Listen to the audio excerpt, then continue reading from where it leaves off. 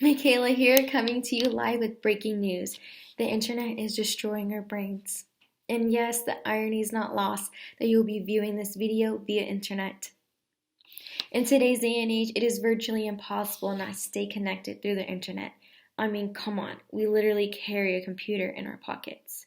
And no, the internet is not all that bad, but we can't deny that the population has a serious dependency on it, and we aren't even aware of the consequences. But no worries, I'm here to enlighten you. It all begins with a phrase I'm sure many have heard: the medium is the message, which was made famous in 1964 by Marshall McLuhan in his book Understanding Media, The Extensions of Man. Now, what exactly does that mean?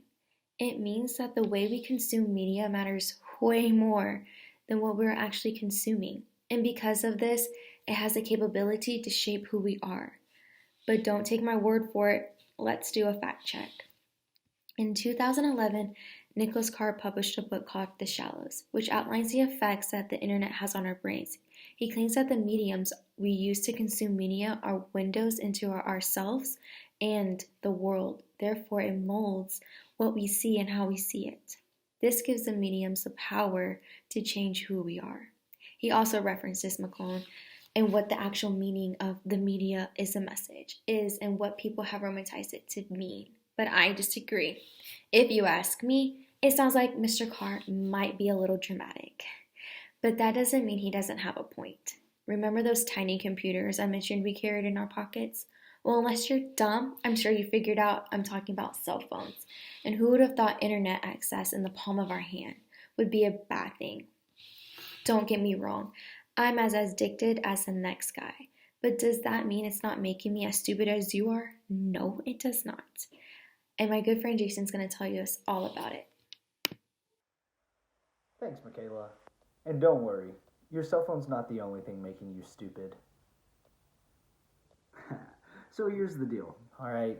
No one expects you to stop using your cell phone or stop using the internet, and maybe as a population, we're collectively okay with our dependence on technology.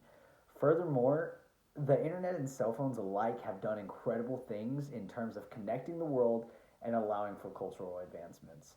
But does this change the fact that the internet is destroying our brains? Absolutely not. The internet is fast paced, repetitive, and addicting. Three things that make our brains want more, but at the same time make it harder for us to process and learn things in depth. How do I know this, you ask? Well, personally, I don't.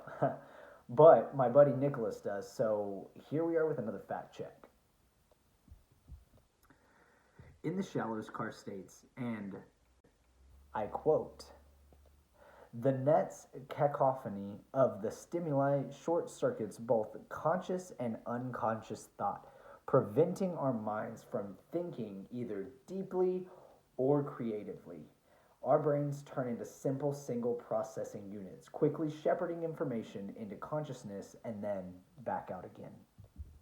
So, personally, I've never thought deeply nor creatively, so this doesn't faze me much. But I'm pretty sure he basically just said that the internet is slowly turning us into zombies, so do with that information what you will. Either way, it seems intense. But just to further prove my point, ask yourself this. When was the last time that you memorized someone's phone number? How many times a day do you Google the answer to a question that you have? And how do you really think Apple is wrong about your screen time? All these things are fine and good, but do you think you would really be able to function the same way if you didn't have internet? If you answered yes to that question, then you're full of shit. And that, my friends, is why the internet is destroying your brains.